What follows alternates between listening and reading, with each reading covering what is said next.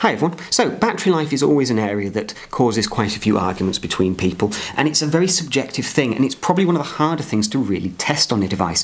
Now, we've had this device for about 3 or 4 days now, and there's some interesting things we've already started to notice. Certainly the additional battery that we have in here, this much larger battery, is making a bit of a difference. Now, there's always a trade-off because we have a bigger screen, which is obviously going to impact on, how much battery life we are going to get, even though we've increased the battery size.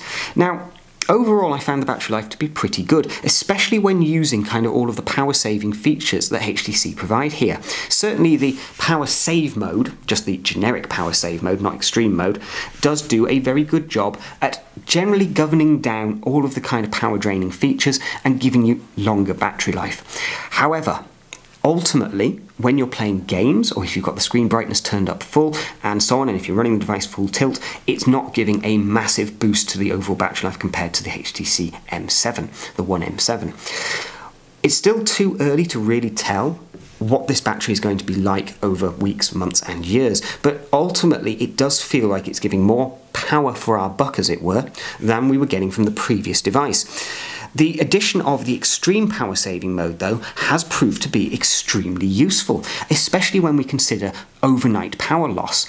One of the things that we tend to notice is we put our device next to us when we go to bed, we wake up in the morning and we've lost quite a lot of battery, and a lot of that comes from background tasks and so on running there, draining the battery down.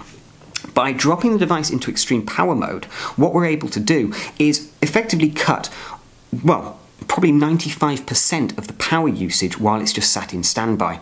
Now, essentially, it cuts the device down to only some bare essentials: making a phone call and receiving a phone call, your messages, your calendar, your mail, and your calculator.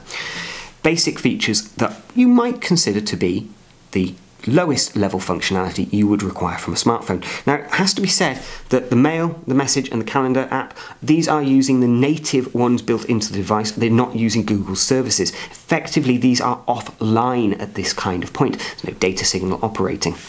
But what it does mean is that you've got a device which can happily sit next to you while you're asleep. It's not draining your power, but if a phone call comes in, the phone will still ring and you can still answer that call if necessary.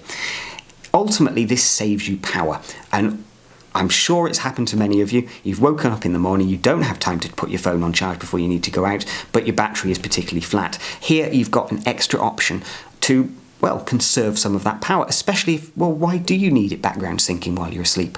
Not necessarily for the majority of people a feature they kind of need. This helps to work around the problem of people not wanting to turn their phone off or disabling all of their radio options, but dropping the radio options that you don't need away and just keeping you with that phone, or with the very basic syncs for your mail and calendar, etc. Really, really useful. And I found it certainly is worth around 20% of the battery drain overnight. That's quite a considerable saving when you think about it.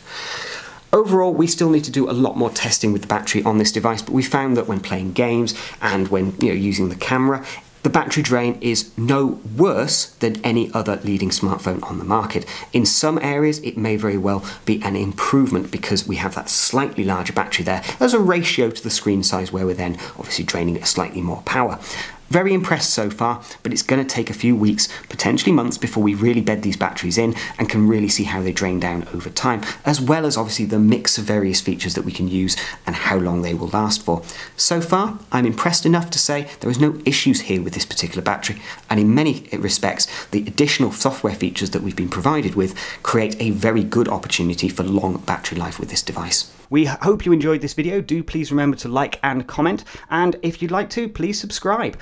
You can also visit our website and download our Android app. If you do subscribe, you'll be getting a daily dose of the latest tech news, hardware reviews, Android games, consoles, and basically an honest opinion direct from the UK. Stay tuned, stay Androidizen.